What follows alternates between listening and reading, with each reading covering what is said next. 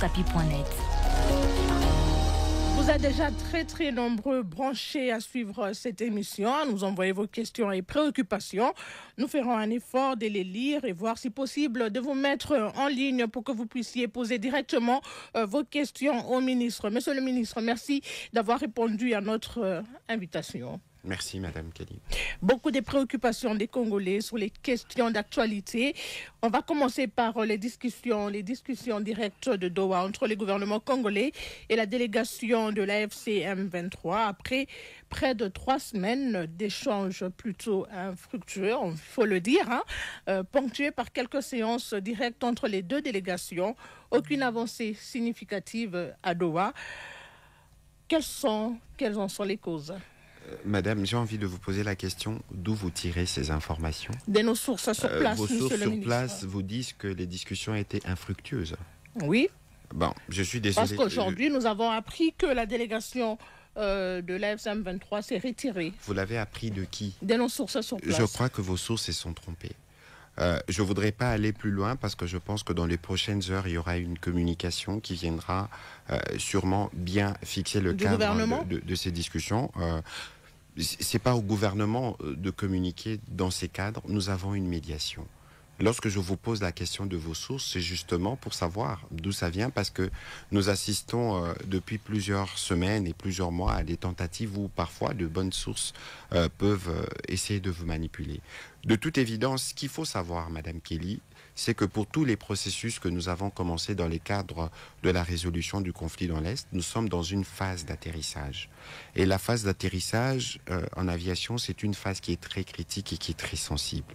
C'est pour ça que dans les discussions qui se font à Doha, toutes les précautions sont prises pour que nous puissions nous assurer que cette phase soit une phase aussi qui nous permette d'avancer. Parce que vous savez que le principal objectif pour nous, c'est d'arriver à la paix. L'autre objectif, c'est de nous assurer que nos populations qui vivent sous occupation puissent être très rapidement libérées de cette situation. Et donc, moi, je vous conseillerais de ne pas vous fier sur tout ce que vous entendez, parce que nous sommes champions de la redevabilité comme gouvernement, et lorsque les choses auront atteint la maturité qu'il faut, nous viendrons vous dire ce qui s'est passé. Alors, mais déjà, ce que je peux vous dire, c'est que vous observez une certaine accalmie sur le terrain.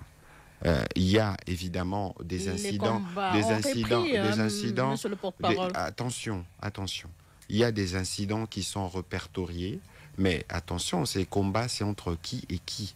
Parce qu'il y a eu une communication de l'armée qui a été faite récemment pour dire, écoutez, ce n'est pas nous, à notre niveau, au niveau de forces armées de la République démocratique du Congo, il y a des positions qui sont ténues en fonction de ce qui avait été convenu et de l'évolution de la situation, notamment au plan des discussions. Donc, il faut faire attention sur...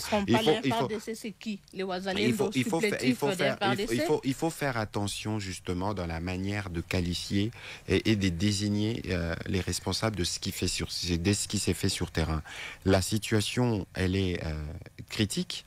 Il faut bien que, lorsqu'on en parle, qu'on ait toujours les reculs qu'il faut pour éviter de tomber justement dans les pièges dans lesquels Radio Okapi est tombé, parce que je lisais un article de Radio Okapi tout à l'heure. Je ne suis pas sûr que la médiation qatari va confirmer ce qu'Okapi a dit.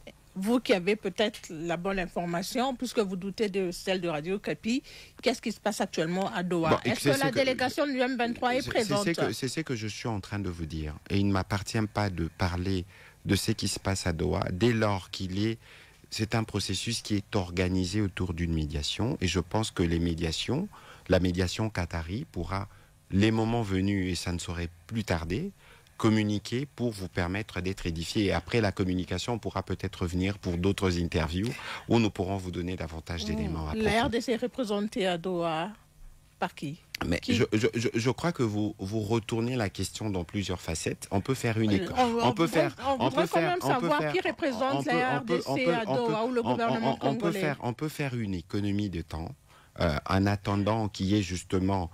mais parce que vous ne répondez pas à la question, monsieur le ministre. Mais parce que les réponses que je vous donne n'est pas celles qui vous plaisent. C'est pas que je ne réponds pas.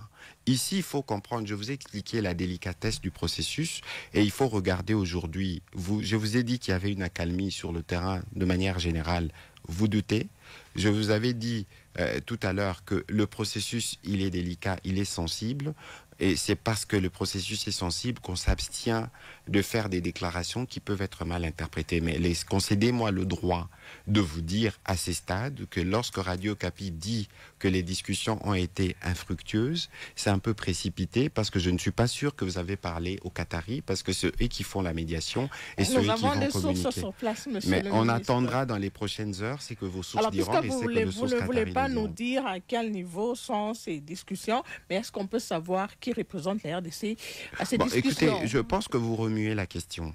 Et aujourd'hui, ce qu'il faut savoir, c'est qu'il y a une discussion qui se font ou qui se faisait. Mais qui représente la RDC, le gouvernement congolais? Qui se faisait entre...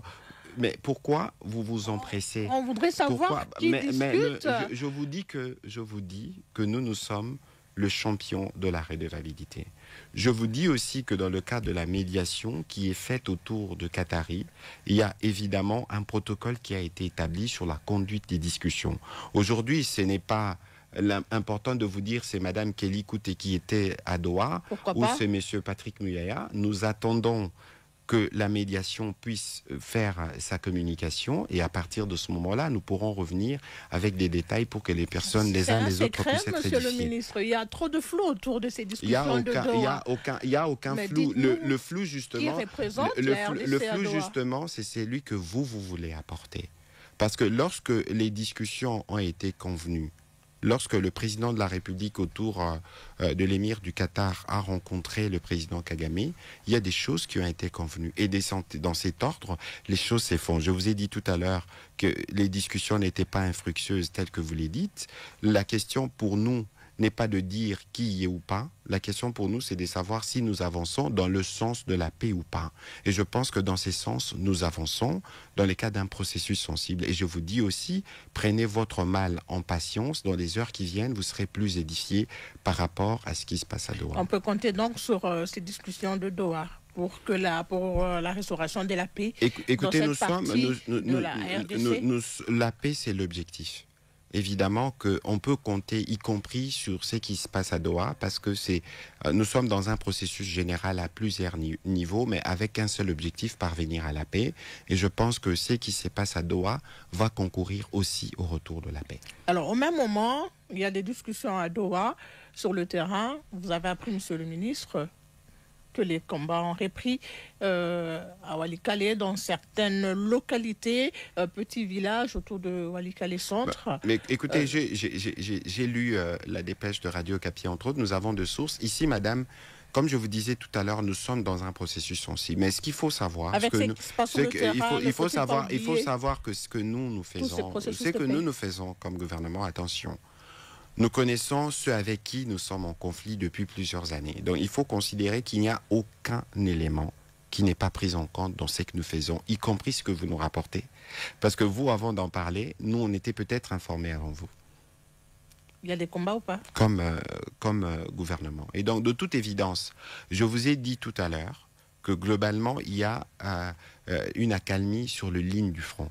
Et donc, lorsqu'il y a, dans des conditions comme celle-là, lorsqu'il y a des événements qui se passent sur le terrain, il y a un monitoring qui est mis en place et on sait savoir d'où ça vient. Et les moments venus, on aura l'occasion, s'il faut communiquer, de communiquer. Mais ici, il faut considérer que nous sommes dans un processus, je répète, qui est sensible, qui est critique, où tout est observé, où l'impératif pour nous, très rapidement, c'est de nous assurer que les troupes rwandaises sortent de notre territoire et que nous soyons en mesure de récupérer l'intégrité territoriale et prendre soin de nos populations qui sont pour le moment sous occupation.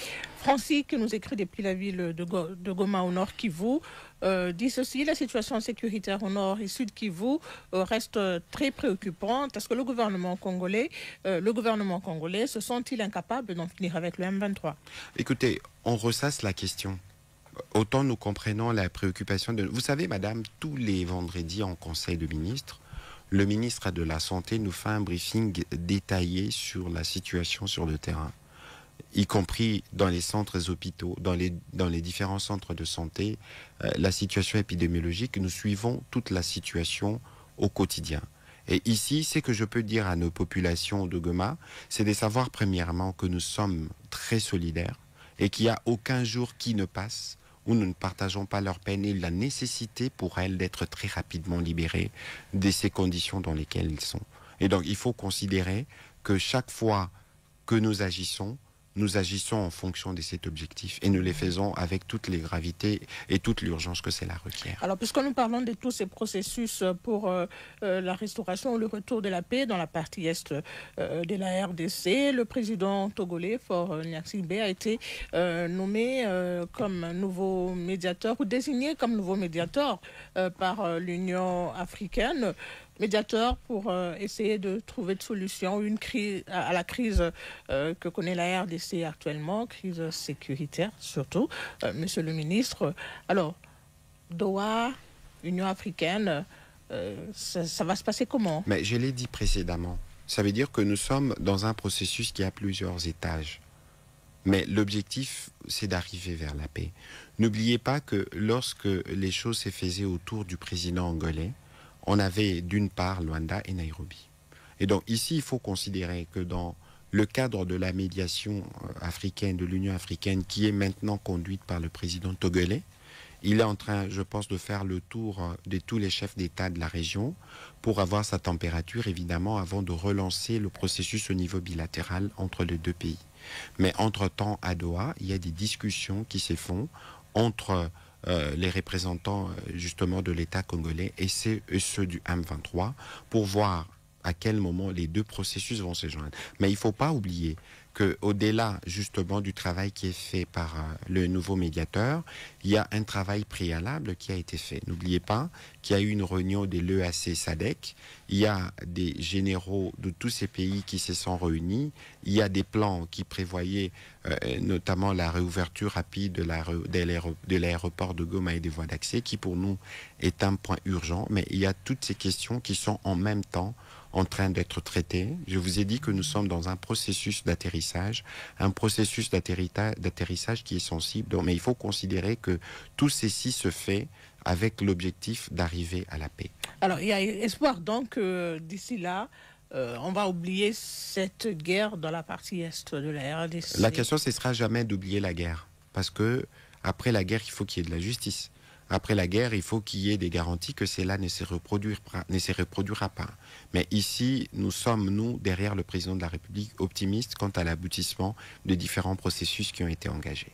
Alors, il y a un auditeur qui nous écrit depuis Bujumbura, voilà, au Burundi. C'est un Congolais, hein, il a requis l'anonymat. Il demande si vous pensez que le président togolais désigné par l'Union africaine pourrait désigné par l'Union africaine, le processus Luanda-Nairobi pourrait aboutir ou restaurer la paix. Écoutez, nous sommes, en tout cas pour ce qui nous concerne, nous sommes disposés, nous avons la volonté politique qu'il faut. Mais notre volonté politique à elle seule ne suffit pas. Sinon, au 15 décembre, nous aurons eu la conclusion des discussions autour du président angolais à l'époque. Son profil ne vous gêne pas, ne vous dérange pas. Je crois que il entretient des très bonnes relations avec le président rwandais. Je ne pense pas que le président angolais entretenait de mauvaises relations avec le président rwandais. Ici, la question n'est pas dans les relations. Ici, la question, c'est de voir comment on contribue à faire aboutir un processus qui a commencé depuis plusieurs mois. C'est ça le plus important. Donc, on ne va pas aller dans des préjugés ou dans des a priori. Il faut considérer que le président togolais est un président qui est ami de la RDC et qui est ami d'autres pays aussi sur le continent et qu'il est dans un rôle qu'il a accepté dans les cas de l'Union africaine pour voir dans quelle mesure il peut apporter sa part de contribution pour qu'on restaure la paix dans l'est du pays.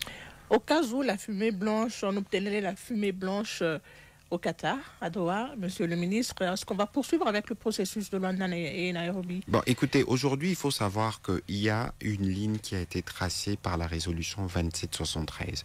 Évidemment, il y a deux points d'ancrage au niveau du processus de Luanda qu'il faut à tout prix pérenniser, mais il faut tenir compte aussi de cette résolution et de ce que cela implique. Et donc ici, la fumée blanche ne sera pas que lorsqu'on aura terminé des discussions à Doha. Ici, la fumée blanche, ce sera lorsque, à tous les étages où les discussions se font, on aura parvenu à l'objectif de la paix. Alors, face à l'insécurité dans le Kivu, les besoins humanitaires des populations croissent de jour en jour. Aujourd'hui, on a environ 2,6 millions de personnes qui ont besoin d'aide humanitaire au Nord Kivu particulièrement. Que fait concrètement le gouvernement pour aider cette population? Écoutez, je vous disais tout à l'heure que nous travaillons et que tout le vendredi, le ministre de la Santé publique nous fait des comptes rendus en Conseil de ministres de la situation sanitaire dans cette partie du pays et de la situation humanitaire. Et pour cela, nous travaillons notamment avec les coordonnateurs humanitaires du système de Nations Unies, M. Bruno Le Marquis, et toutes les organisations impliquées pour nous assurer que la contribution est faite. N'oubliez pas, par exemple, que nous avions, nous, ici à Kinshasa, lancé une campagne de collecte de sang, et c'est du sang qui a servi à Goma. On va prendre quelques auditeurs qui sont déjà en ligne et qui veulent vous poser des questions. Monsieur le ministre Patrick Muyaya, on commence par cet auditeur qui est à Bukavu, au sud Kivu. On va l'écouter, puis on revient au studio pour la suite de l'émission. L'auditeur de Bukavu n'est pas prêt. On prend celui de Kisangani. Jean Kibefonga Malumalu, depuis Kisangani, province de la Tchopo. Monsieur le ministre, depuis le début des hostilités liées à l'agression rwandaise sur le territoire congolais, le peuple observe avec inquiétude une série d'initiatives de médiation, souvent entamées mais rarement abouties. Nous constatons également une attitude ambivalente de la part des agresseurs qui feignent d'accepter le dialogue tout en s'abstenant de participer réellement aux négociations. Dans ce contexte, pouvez-vous nous éclairer sur le profil exact du nouveau médiateur désigné par l'Union africaine? Quelles garanties offre-t-il au peuple congolais en termes de neutralité, de crédibilité et d'efficacité dans la conduite du processus de la paix? Par ailleurs, on se demande aussi pourquoi le gouvernement congolais n'a-t-il pas accordé davantage de considération aux démarches initiées par les évêques catholiques et CDSCC? Monsieur le ministre. Écoutez, sur la question du profil du médiateur, nous y avons répondu tout à l'heure. Je pense que notre compatriote était branché pour le suivre. Sur la question de la médiation des prêtres, je pense qu'ils ont eu l'occasion au début de rencontrer le président de la République pour discuter. Nous avons clarifié que le président de la République ne leur avait pas donné mandat pour faire ce qu'ils font et qu'aujourd'hui il y a une différence dans ce que je dis. Je voudrais pas. Ils n'ont pas été mandatés, mais ils avaient le soutien du président. Mais évidemment, c'est une initiative qui veut concourir au retour de la paix et c'est ce que nous recherchons parce qu'il ne faut pas oublier que le président de la République est profondément un homme de paix. Et donc, mais que par la suite, ils ont, dans le cadre de leur plan, ils ont fait des déplacements à l'intérieur comme à l'extérieur du pays. Et il y a eu des soupçons, des vagues de soupçons, notamment d'avoir été pris en charge par des gouvernements étrangers. Et nous avons tous vu cette attitude, en tout cas qui ne ressemble pas à la compassion et à la solidarité qui devrait être réaffirmée par rapport aux populations qui sont touchées et qu'on n'a pas entendu, on ne les a pas entendus condamner le mal. Parce que vous savez, madame, les évêques, même si ils condamnent le Rwanda ou le M23 pour ce qui s'est passé à Goma, ils resteraient toujours des interlocuteurs.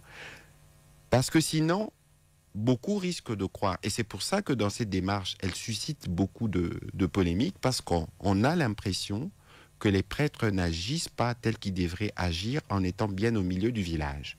Lorsqu'il y a des choses qui ne fonctionnent pas de manière claire au niveau du gouvernement, ils ont des critiques qui sont claires et fermes. On ne peut pas comprendre que parce qu'on est engagé dans une initiative de médiation, qu'on ne soit pas en mesure clairement de condamner les mal et d'exprimer la solidarité sous prétexte qu'on est dans une initiative de paix. Non, ceci est contraire au principe de la justice. Alors, vous dites que les évêques n'ont pas condamné l'agression rwandaise.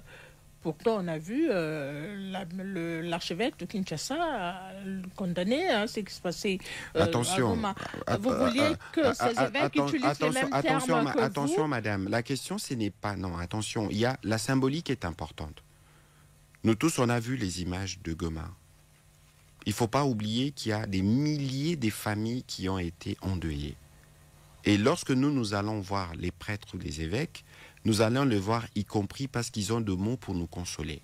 Et lorsque les personnes qui ont des mots pour nous consoler, on les voit dans les body language qu'on a vus, il faut comprendre que d'autres populations, d'autres personnes puissent être choquées. C'est normal parce qu'on ne peut pas considérer que parce que c'est nos pères spirituels, ils ne peuvent pas être critiqués sur l'un ou l'autre pas.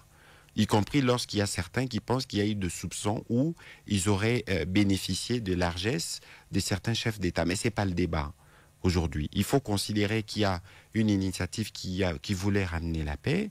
Et aujourd'hui, j'ai dit tout à l'heure que le président était un homme de paix. Sûrement que le moment venu, en fonction de son calendrier, peut-être que le président aura l'occasion de les recevoir, de les réécouter, pour voir comment donner suite aux propositions qui sont de nature à concourir pour le retour de la paix. C'est pourquoi ils n'ont pas eu le soutien du gouvernement.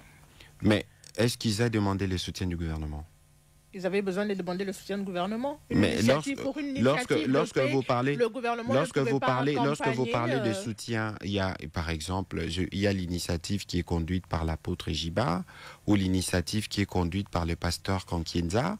Je ne sais pas, lorsque vous parlez de soutien, vous parlez de quel type de soutien? Parce que tout à l'heure, nous avions convenu avec vous que le fait que les présidents les aient reçus, les aient écoutés, était une forme de soutien. Sauf qu'il y avait besoin d'un soutien matériel, auquel cas ils auraient pu l'exprimer, ou soit que je n'ai pas été, moi, au parfum de cette demande de soutien, auquel cas, connaissant la sollicitude de Madame la Première ministre ou du Président de la République, on ne refuserait pas de soutenir nos prêtres. Alors, une autre question qui a fait l'actualité ou qui continue à faire parler, c'est les sanctions contre l'ancien président de la République, Joseph Kabila, sanctions prises par Kinshasa. On a vu un communiqué du ministre de la Justice qui a lancé un mandat contre le président Kabila, la saisie de ses biens, mobilier et immobilier. Certains proches aussi du président Kabila sont aussi concernés par ces sanctions. Pourquoi ? Vous parlez de sanctions ou vous parlez d'une démarche judiciaire? Peut-être qu'il faut nuancer. De toute évidence, Madame Kelly, la décision qui a été prise par le ministre de la Justice ou par le ministre de l'Intérieur, c'est les fruits des investigations qui sont menées depuis plusieurs semaines. Ici, je dois rappeler que nous étions à Munich avec le président de la République en février, lorsque le président de la République a dit de manière claire les relations que le président Kabila entretient avec l'AFC. Ce n'était pas la première fois qu'il les disait. Il les disait déjà à Bruxelles. Lorsqu'on a lu la tribune du président honoraire Kabila sur le Sunday Times en Afrique du Sud, il a clairement montré qu'il soutenait le M23. Il n'a pas eu de mot de compassion pour les populations qu'il a dirigées depuis 18 ans. Il y a eu près de 10 000 morts à Goma, des massacres, des attaques sur des hôpitaux, des écoles, aucun mot de compassion. Au contraire, il y a eu des mots pour justifier l'action du groupe M23 qu'il a combattu lorsqu'il était président. Et il y a eu encore deux mots pour dire aux Sud-Africains, écoutez, il ne faut pas appuyer la République démocratique du Congo. Est-ce qu'il y a meilleure manière d'exprimer son soutien à un mouvement qui montre clairement que l'objectif, c'est de tuer à tout prix? Nous avons les résultats que nous voyons. Et donc, dès l'instant qu'il y a eu ça, il y a évidemment un faisceau d'éléments qui a conduit à la fois au ministère de la Justice ou au ministère de l'Intérieur d'essayer de creuser davantage et pour leur permettre de prendre les décisions qui ont été prises, qui ont été des décisions mûries en fonction des éléments qui étaient à leur disposition. Est-ce que ce n'était pas à cause de la rumeur qui a couru, rumeur qu'on ne sait ni confirmer ni infirmer? Peut-être que vous avez plus d'éléments que nous, monsieur le ministre. Est-ce que le président Joseph Kabila et où était réellement à Goma, au Nord Kivu? Parce que ces communiqués sont tombés juste après que cette écoutez, information c'est pour ça que tout à l'heure, lorsque nous parlions en début de ces programmes, des sources qui vous informent. Il y a peut-être pour vous, c'est apparu comme la suite, entre guillemets, de Goma, mais ce que je viens de vous dire, c'est des éléments qui ont commencé depuis bien longtemps. Je crois que le ministre d'État, ministre de la Justice, avait déjà eu l'occasion de les dire devant les médias. Alors, pour ce qui concerne la question de la présence du président honoraire Kabila à Goma, je crois qu'ici, on a deux cas de possibilité. Soit c'est un acte de lâcheté, où on ne veut pas véritablement assumer ce qui a été pourtant annoncé, y compris par d'autres leaders de l'opposition que vous connaissez, soit qu'on est dans une vaste manipulation où on a manipulé des sources crédibles, des médias, pour une annonce qui en réalité n'avait que les feux d'un brouillard. Et donc ici, pour nous savions déjà que nous savions déjà que le président Kabila était avec l'AFC M23. On le savait. La question pour nous, ce n'était pas le fait qu'il est à Goma ou qu'il n'y aille pas, parce qu'il y a un faisceau convergent d'éléments qui l'attestent, parce que le président de la République le dit depuis longtemps. Parce que lorsqu'il avait annoncé qu'il rentrerait au pays par la province orientale ou la grande orientale, on a vu comment cette agitation mais justement, non, on n'a pas besoin de nous agiter encore une fois pour des choses que nous connaissons. Mais alors, si c'était réellement le cas, pourquoi ne pas l'assumer? Pourquoi ne pas montrer des photos? Parce qu'on a fait l'annonce. Ça veut dire qu'on était heureux et fiers de faire l'annonce, y compris par d'autres relais. Mais lorsqu'on est arrivé sur place, alors, si on est vraiment arrivé, pourquoi on ne se montre pas? Pourquoi on veut se cacher derrière, donner l'impression qu'on a voulu manipuler des médias? Il faut s'assumer pleinement. Parce qu'ici, il n'y a pas besoin d'être hypocrite. Il y a eu une tribune publique où le président Kabila s'est exprimé en soutien au M23. Et donc la question pour nous, ce n'est pas qu'il soit à Goma ou pas. La question pour nous, c'est que nous savons, et l'idée d'ailleurs d'y aller, c'était une preuve supplémentaire, y compris pour les bonnes âmes. Ah, vous confirmez qu'il était à Goma? J'ai dit l'idée. Attention. L'idée d'y aller, ceux qui doivent confirmer doivent... Vous ne savez donc pas s'il était là non, ou pas? madame, je ne jouerai pas au jeu de mots avec vous. Moi, c'est que je vous dis, c'est que pour nous, nous savons que le président Kabila est en connivence avec l'M23 depuis bien longtemps. Je vous ai donné les exemples de sorties publiques du président de la République qui en a parlé. Je vous ai dit aussi, c'est que le ministère de la Justice était en train de travailler pour arriver à montrer ce qu'elle a montré. Et donc aujourd'hui, on n'a pas, nous, besoin d'aller dans des suppositions parce que c'était dans leur stratégie, et si leur stratégie était si bonne et si forte, eux-mêmes doivent être en mesure de revenir devant le peuple congolais pour dire, écoutez, voilà. Mais pourquoi vous lancez ces poursuites maintenant seulement, puisque vous aviez déjà beaucoup d'éléments sur cette appartenance ou cette complicité entre le président Kabila et l'AFC M23? Ça, c'est le temps de la justice. Peut-être qu'il faut vous référer au ministre d'État, ministre de la Justice, qui pourra vous édifier à ces sujets-là. Alors, c'est pour quelle finalité, finalement, ces poursuites? Il sera arrêté, jugé?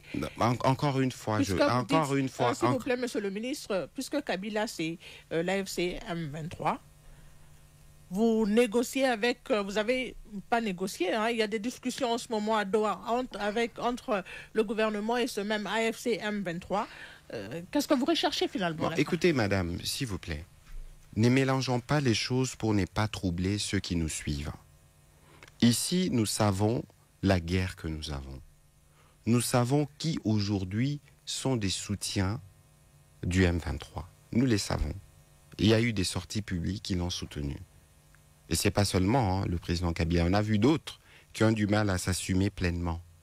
Parce que déjà dans l'attitude, lorsque vous n'êtes pas en mesure de condamner les mal qui a été fait à Goma, lorsque vous n'êtes pas en mesure de nommer le mal, c'est un problème. Et ceci dit, nous sommes engagés dans des différents processus. dans des différents processus et que chaque question est gérée déjà dans un état spécifique tel que je l'ai exprimé tout à l'heure, Madame Kelly. Alors, on va prendre d'autres auditeurs qui sont en ligne, qui attendent. Direction ou réalisation, Bukavu. Voilà, on va aller à Bukavu. Lichiza Kulimushe Evariste depuis Bukavu au Sud Kivu. On ne se le cache pas, Doha n'offre pas d'espoir pour l'avenir dans le conflit à l'Est. Hormis ces deux parties autour de la table, le Qatar n'est pas neutre pour autant qu'il est parmi les bénéficiaires de la vente des minerais de la RDC par le Rwanda. Quant à la nomination de nouveaux facilitateurs africains, ceci n'est qu'un retard accumulé dans le processus en cours et que le gouvernement congolais n'admettrait pas. Ainsi dit, que son porte-parole nous dit pourquoi il ne pourrait pas compter une fois pour toutes sur la force locale en consolidant l'effort engagé dans nos Ouazalendo afin de mettre ces agresseurs hors d'état de nuire. Les causes des inondations étant plus liées aux problèmes de gouvernance, je me suis toujours demandé pourquoi le gouvernement n'a jamais tenté de délocaliser cette population dont les maisons envahissent l'urbanisation dans toutes les villes congolaises en les installant dans les sites qu'il créerait pour cette fin. Alors, on va revenir sur les inondations un peu, peut-être après, mais par rapport à sa proposition, pourquoi vous n'investissez pas trop, c'est sa proposition, hein, dans les Ouazalendo pour reconquérir les localités occupées par les M23, parce qu'il estime que Doha, il n'y a pas... Bon, écoutez, il n'y a pas d'avenir. Bon, je crois que sur cette guerre, Madame Kelly, j'ai déjà eu l'occasion de l'expliquer ici, nous sommes sur différents fronts. Il y a un front militaire, un front diplomatique, un front économique, un front judiciaire, un front médiatique. On a rajouté front spirituel, front culturel, le front sportif. On est sur tous les fronts.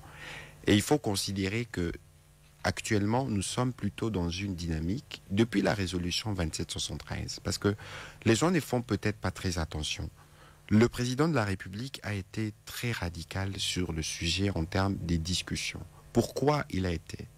Mais parce que nous étions devant une situation qui nécessitait d'avoir cette fermeté. Mais alors regardez les résultats que l'attitude de fermeté du président de la République a produit, des sanctions, y compris les sanctions de l'Union européenne qui tombent sur la raffinerie de Gassabo, qui est une raffinerie d'or. Mais nous connaissons les liens économiques qui existent entre le Rwanda et le Qatar, même si nous aussi nous avons nos liens avec le Qatar. C'est peut-être sur cette base-là que les discussions ont été facilitées. Mais il faut considérer que ce soit la résolution 2773 ou toutes les autres décisions qui ont été prises, il y avait une recommandation principale qui avait faite à la République démocratique du Congo, c'est qu'il fallait dialoguer. Et je pense que de ces points de vue-là, le président de la République a montré que nous étions disposés. Mais pour autant que l'on sache d'où le mal vient et ce qui doit être fait. C'est dans cet ordre qu'il faut situer la déclaration du conseil principal Boulos, lorsqu'il dit que le Rwanda doit quitter les territoires de la RDC, que le Rwanda doit cesser de soutenir l'M23. On a entendu ça plusieurs fois, monsieur le ministre. Non, écoutez, vous avez sûrement aussi entendu, sans peut-être faire trop d'attention, que toutes ces communications avaient un autre point central sur lequel ils revenaient. L'intégrité, le respect de l'intégrité et de la souveraineté de la République démocratique du Congo.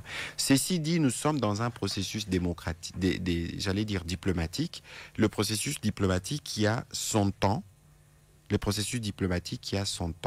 et ses règles.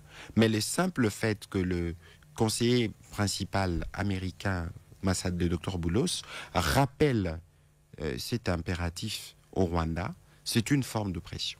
Mais aujourd'hui, je pense que c'est ce que je vous expliquais en début, c'est que nous sommes dans une phase d'atterrissage d'un processus qui est laborieux. Et en phase d'atterrissage, c'est un processus critique sur lequel, en tout cas pour lequel tout le monde doit s'aligner pour contribuer à ce que l'atterrissage arrive. Mais nous, il y a des principes sur lesquels nous ne dérangerons pas. Et puis, nous, comme je le disais tout à l'heure, nous savons à qui nous avons affaire. Donc, il ne faut pas considérer que nous ne sommes pas vigilants sur les autres aspects. Iniesta Albert Fabrice, vous nous suivez depuis la page Facebook de Radio Okapi. Madame Nkouté demandait à Monsieur le ministre quel est le travail des troupes burundaises dans la plaine de la Ruzizi au sud Kivu. C'est Albert qui nous écrit depuis Kalemi. Monsieur le ministre, vous avez une réponse à donner à Monsieur Albert? Je crois que sur ces sujets, il faut qu'on se réfère à l'armée qui pourra nous donner davantage d'éléments. Vous n'avez pas assez d'éléments sur ça. On va prendre l'auditeur de Kinshasa qui attend.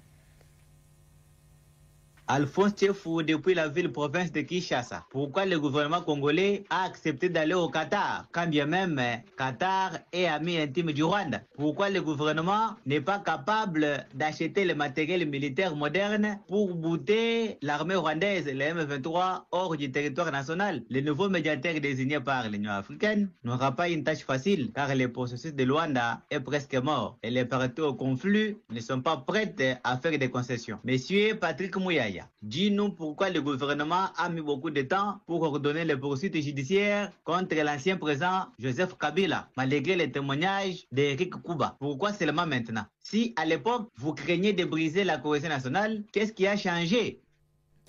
Alors, en parlant de cohésion nationale, vous répondez à la question? Il y a peut-être un élément qu'il faut rappeler. C'est que beaucoup de gens ne parlent pas, je crois, de la loi de juillet 2018, qui est la loi portant statut d'ancien président de la République élu. Lorsque vous lisez l'article 4 ou 5 de cette loi, il y a des droits et des obligations pour le président élu, notamment en termes de devoir de réserve, de patriotisme, de respect d'un certain nombre de choses. Je pense que toutes ces questions ont été analysées avant que les démarches ne commencent. Il ne faut pas considérer... C'est pour ça que je vous disais tout à l'heure, Madame Kelly, il y avait un faisceau d'éléments. Lorsqu'on parle d'Eric Kouba, je pense que ça s'est effacé au moins il y a une année, lorsqu'il faisait des révélations, des liens qu'il y avait. Bon, beaucoup de gens n'y avaient pas cru, mais lorsque je vous dis qu'il y avait un travail minutieux qui s'est fait au niveau de services de renseignement, c'était justement dans cette... Et ce qui s'est fait, c'est l'aboutissement de tout ça. On veut bien construire la cohésion nationale avec tous les acteurs, mais pour construire la cohésion nationale, tout le monde doit être en mesure d'y contribuer. On ne peut pas penser contribuer à la cohésion nationale en exacerbant le conflit ou en pensant tirer les dividendes lorsqu'il y a des Congolais qui meurent. On va prendre une autre réaction qui nous vient cette fois-ci de Beni, au Nord Kivu. Doubé Mwenemboka à partir de Beni. Comment le gouvernement peut engager des poursuites contre ses opposants en cascade, Matata Ponyo et Joseph Kabila, tout en appelant à la cohésion? Est-ce que ces poursuites vont contribuer à la reconquête des zones sous le contrôle du M23? À mon avis, le gouvernement est en train de punir sa population avec de telles décisions qui ne vont amplifier que la crise. Monsieur le ministre. Bon, écoutez, ça dépend. Lorsque je regardais aujourd'hui le procès de l'ancien Premier ministre Matata Ponyo, c'est la justice qui fait le travail dans une question, Madame Kelly, n'oubliez pas que Bukangalondo, c'était un scandale. On en a parlé, on a parlé de plus de 200 millions de dollars et tout ça, et que s'il y a des actes qui ont été posés dans les chefs de l'ancien Premier ministre qui méritent d'être suivis par la justice, pourquoi la justice ne les suivrait pas? Parce qu'il ne faut pas oublier, je vous ai dit tout à l'heure, lorsque nous parlions de la paix, lorsque nous parlions du retour de la paix, je vous ai dit tout de suite, le jour d'après, on ne va pas oublier la justice. Parce qu'il ne faut pas considérer que la justice doit être constamment sacrifiée à l'autel de la paix. Parce qu'il n'y a pas de paix véritable s'il n'y a pas de justice, s'il n'y a pas de réconciliation. Mais ne peuvent se réconcilier et contribuer à la paix que ce qu'ils veulent. Et dans ce que, justement, nous avons vu, nous avons lu, parce que la position du président Kabila, sa position publique a été clairement exprimée dans sa tribune. On a vu que c'était un soutien pour les M23. Et ça, c'est un élément choquant, parce que le président Kabila a été commandant suprême de ce pays. Il sait combien d'officiers, de militaires sont morts du fait justement des agissements des généraux qui sont toujours là, du même groupe armé. Et il y a, Madame Kelly, dans la symbolique, beaucoup de choses qu'il faut prendre en compte. N'oublions pas qu'il y a eu un président de ce pays qui s'appelait Mzee Laurent Désiré Kabila. N'oublions pas ce qu'il a dit sur l'origine de cette guerre. N'oublions pas ce qu'il a laissé comme testament, ne jamais trahir les Congos. Séjourner à Kigali, ou penser aller dans un territoire sous occupation par ce que nous connaissons dans la symbolique, il y a quand même un problème par rapport à l'héritage de Mzee. Et je pense que tous ceux qui entourent le président Kabila devraient toujours être en mesure de se rappeler que lui, il a dirigé cette armée, que sous sa direction, il y a des militaires congolais qui sont morts pour ces combats, et que pour la mémoire de ces militaires, dont certains ont peut-être été ses camarades ou ses frères d'armes, il y a des attitudes qu'il ne faut jamais avoir. Alors, vous estimez donc, Monsieur le ministre, que toutes ces poursuites n'auront pas d'impact sur la cohésion, hein? Écoutez, la cohésion je vous ai parlé de la justice qu'on ne doit pas oublier. Parce que si nous parlons de cohésion nationale depuis quand? Parce que tout le monde, si on veut faire la cohésion nationale, il faut que les uns les autres puissent être disposés. Et lorsqu'on est disposé à faire de la cohésion nationale, et lorsqu'on a été ancien chef d'État, on a une boussole, une loi qui protège, il y a des attitudes, il y a des déclarations qui peuvent être faites pour montrer qu'on veut concourir à la cohésion. Mais maintenant, pour ce qui concerne les aspects judiciaires du sujet, il faut vous référer au ministre de la Justice qui pourra aller un peu plus en détail.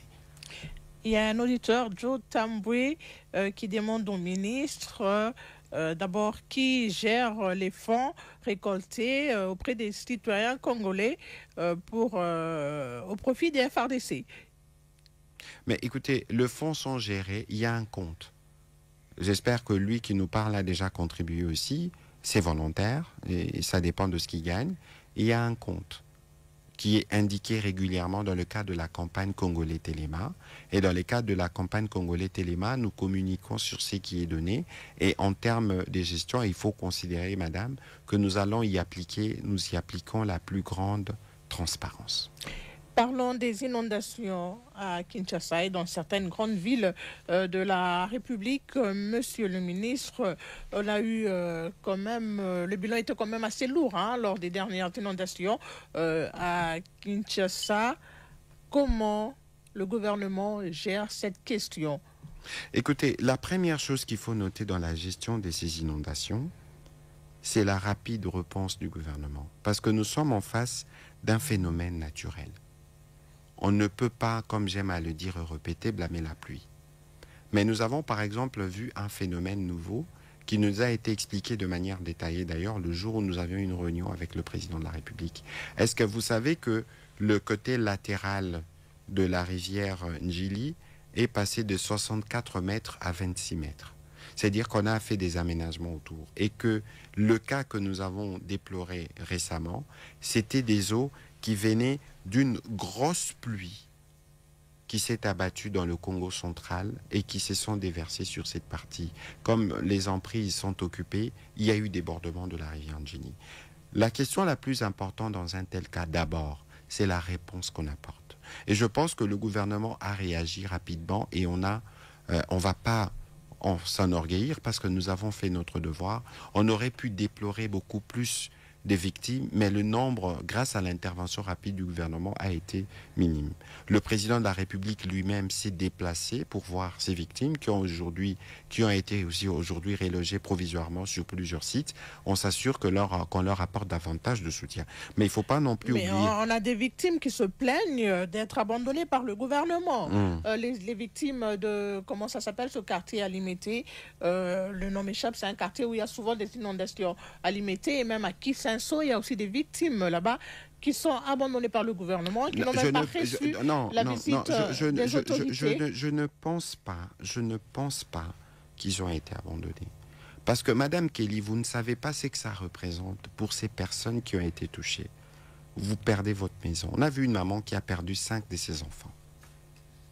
Vous perdez votre maison, vous perdez vos enfants. Dans quel état psychologique vous êtes? Et donc, nous, comme gouvernement, nous travaillons depuis le premier jour aux côtés du gouvernement provincial pour apporter des réponses partout. Il y a plus de 11 000 victimes. Et donc, il faut considérer que le nombre étant celui-là et qu'il faut regarder la capacité rapide d'intervention de services pour les uns les autres. Moi-même, en tant que notabilité de Bandal, j'ai reçu des alertes pour ceux qui sont du terrain municipal. Et nous avons communiqué avec les autorités provinciales et tous les cas sont gérés. Si vous avez des cas des personnes qui sont sinistrées et qui n'ont pas encore reçu l'appui qu'il faut, vous pouvez nous les communiquer et on peut voir comment cela va se faire. Alors, parmi les causes de ces inondations, on parle de constructions anarchiques. Monsieur le ministre Mouyaya, c'est l'État qui donne les documents ou les autorisations ou les permis de construire à cette population-là. Et puis aussi, on a certains, entre guillemets, intouchables qui construisent sur les tuyaux de la Régie des eaux, sur des caniveaux et qui empêchent l'eau de pouvoir couler normalement.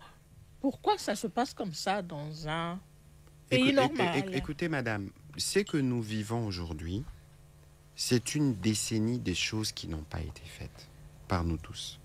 Il faut considérer qu'il y a une part de responsabilité de l'État. Il faut aussi considérer qu'il y a une grande part. Nous l'assumons. Mais il y a aussi une part de responsabilité des citoyens. Parce que, Madame Kelly, lorsque vous jetez votre bouteille en plastique, je ne sais pas où vous le jetez, mais si ça vous arrive, mais il faut vous dire que cette bouteille ne pourrit pas si elle n'est pas recyclée. Et que pendant autant d'années, lorsque ça s'accumule, ça bouche des caniveaux et des voies d'évacuation. Et donc, il y a évidemment des impairs, de ceux qui étaient commis de l'État, qui consciemment ont donné de titres de propriété sur des zones où on ne devait pas construire.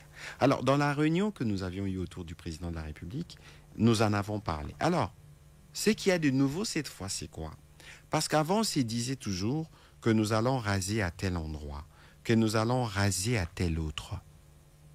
Mais ça ne se faisait pas parce que les uns les autres utilisaient de leur position et de leur trafic d'influence pour se dire, voilà, il y a ça, moi je suis tel, je suis tel. Mais ici, on est dans un cas de figure où le président de la République lui-même a donné sa caution.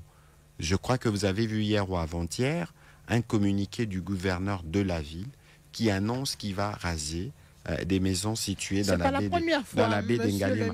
Mais je vous ai donné, Madame Kelly, la différence des fois d'avant et de cette fois. Attendez de juger aux actes, s'il vous plaît.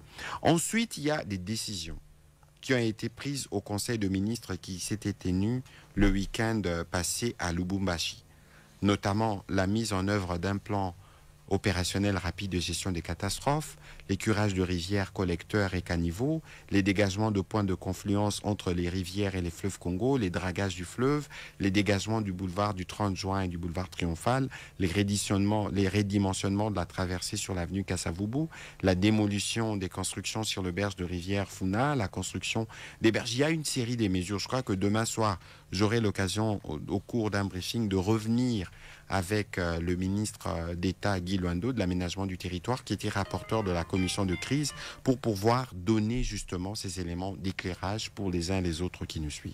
Alors parlons aussi de ces embouteillages à Kinshasa, monsieur le ministre.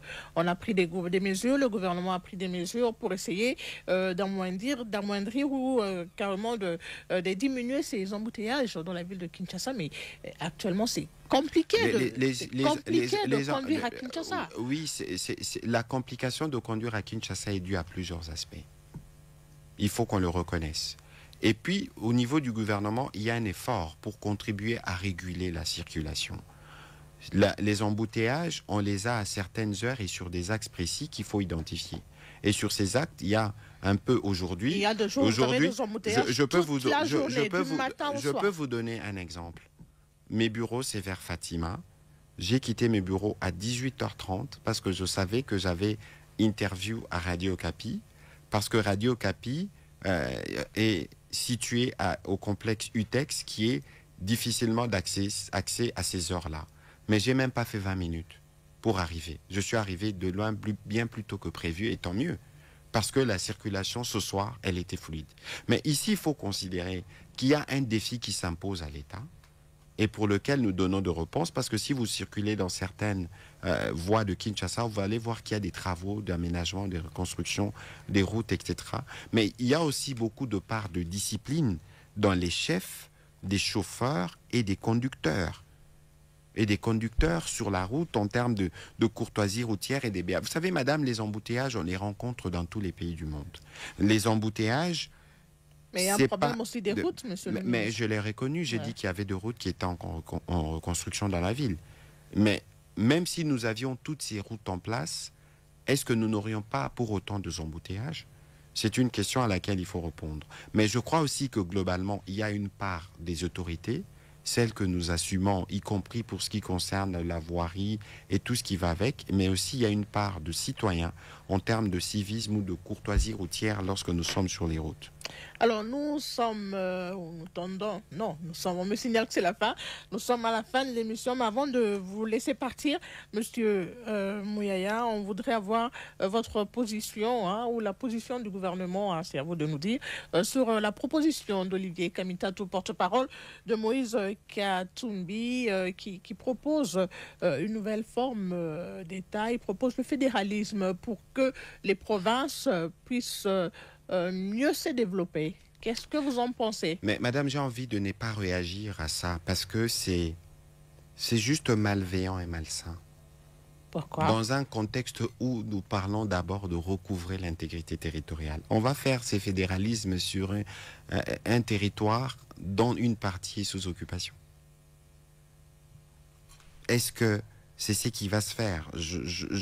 Est-ce que c'est responsable de penser, alors qu'on n'a pas eu des mots pour condamner le mal, pour condamner l'agression, et que par son attitude et par ses discours, on ne veut pas, on ne montre pas de signes où nous voulons contribuer pour que la République récupère son intégralité. Mais il faut d'abord, c'est ça le préalable. Et puis après, on peut débattre si on veut débattre. Lorsque le président de la République disait... Le moment n'est pas opportun. Lorsque le président de la République... Non, on ne peut pas amorcer un tel débat dans un contexte où une partie du pays est occupée. Je suis désolé. Et parce qu'on veut en parler, les moments venus, il faut qu'on se rappelle la position des uns et des autres dans la rédaction de la Constitution, les débats ou les minutes des débats qui ont eu lieu pour qu'on parvienne au modèle que nous avons. Est-ce que les modèles que nous avons posent véritablement un problème pour vouloir parler ou mettre devant les fédéralismes tels qu'on veut le mettre dans un contexte où certains pensent que c'est les meilleurs moments de balkaniser la RDC? Albert nous écrit depuis Facebook.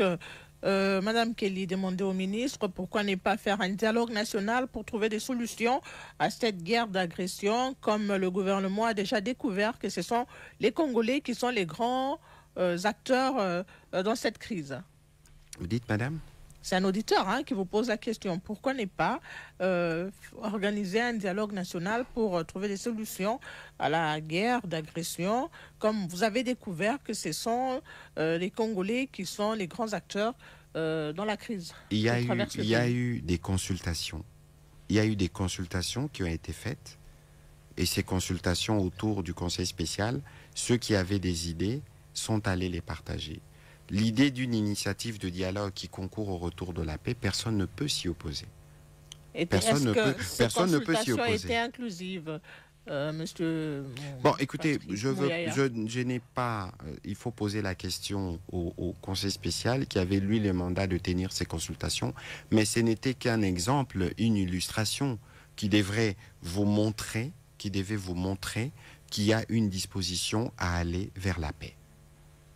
Ces consultations avaient pour objectif, l'objectif final de ces consultations, c'est d'avoir un gouvernement d'union nationale. Avez-vous une idée de la sortie de ce gouvernement qu'on attend d'union nationale? Je sais que vous n'êtes pas peut-être dans le secret du chef, mais... Écoutez, madame, il y a des choses qui ont été faites dans ces cadres-là. Il faut attendre que peut-être le Conseil spécial transmette ses conclusions et en fasse de commentaires. Mais ici, il faut considérer qu'avant d'arriver à cet objectif, il faut s'assurer que nous tous, nous avons convenu de travailler ensemble pour préserver l'unité nationale. Parce que le gouvernement d'union nationale, même quand il arrivera, il n'aura pas 200-300 personnes. Il n'y aura qu'un échantillon de compatriotes qui y seront.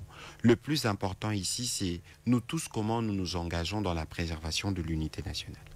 Alors, on va finir avec cette question de Francine qui nous écrit depuis Kolwezi dans la province du Lualaba. Qu'en est-il de la réduction du train de vie des institutions? Monsieur Patrick Mouyaya, le président de la République, avait promis de réduire les trains de vie des institutions, mais on a l'impression que ce n'est pas le cas.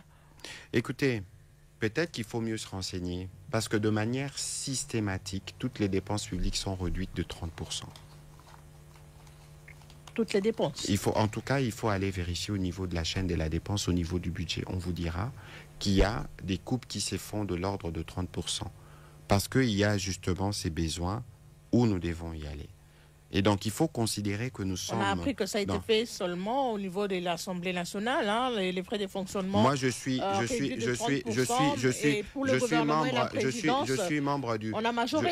membre du gouvernement. Je ne suis pas sûr que ce que vous dites est vrai.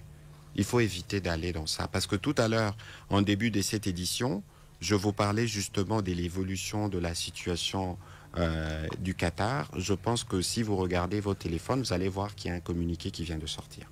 Un communiqué de qui? Vous pouvez nous dire, nous résumer juste ce communiqué-là? Il y a justement une déclaration conjointe de représentants de la RDC et de l'Alliance Fleuve Congo dans un esprit de compréhension mutuelle et des volontés communes des réseaux de conflits par des moyens pacifiques. Des représentants de la RDC et de l'EF sont tenus de pourparlers de paix facilitée par l'État du Qatar. Après des discussions franches et constructives, les représentants de la RDC et de l'EF ont convenu de travailler pour œuvrer à la conclusion d'une trêve devant permettre l'instauration d'un cessez-le-feu effectif. De commun accord, les deux parties réaffirment leur engagement en faveur d'une cessation immédiate des hostilités, les rejets catégoriques des discours de haine et d'intimidation et appellent toutes les communautés locales à respecter les engagements. Et donc voilà, je vous donne en liminaire, c'est une déclaration conjointe. Ça veut dire qu'il y a une part de la médiation, une part. Et donc, je vous disais en début de cette édition que lorsque vous dites en début que c'était infructueux, je me demandais quelles ont été vos sources. Mais parce que je suis en train de vous dire, vous ne pouvez pas, madame, sauf si vous voulez faire de la polémique. Il n'y a pas question de polémique. Oui, c'est sauf si vous voulez faire de la polémique. Moi, je vous informe et dans les prochaines heures, vous aurez plus ample détails. Et j'espère que vous aurez l'amabilité. Mais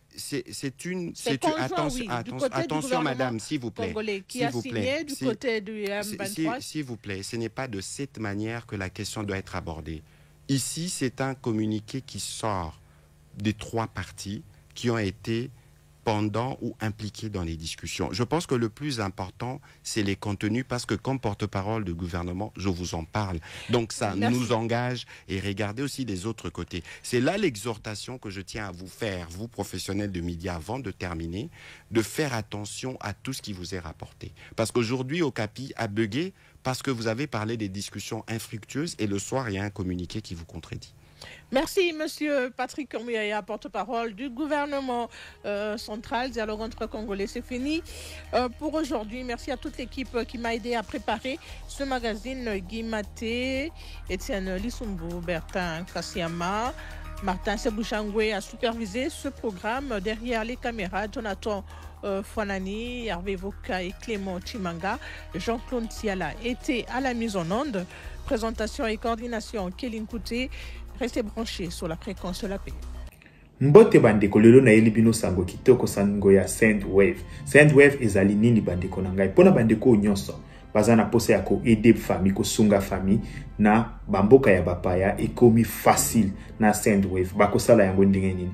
Bo télécharger application ya Sendwave bandeko. Okoti kotinda mbongo partout na Afrique, na Congo, au fele et sili makambo ya kofuta mbongo ebele pona ba transaction na ba agence kasi lelo avec Sendwave au kotinda mbongo pe bakozo yango na chombo le même jour.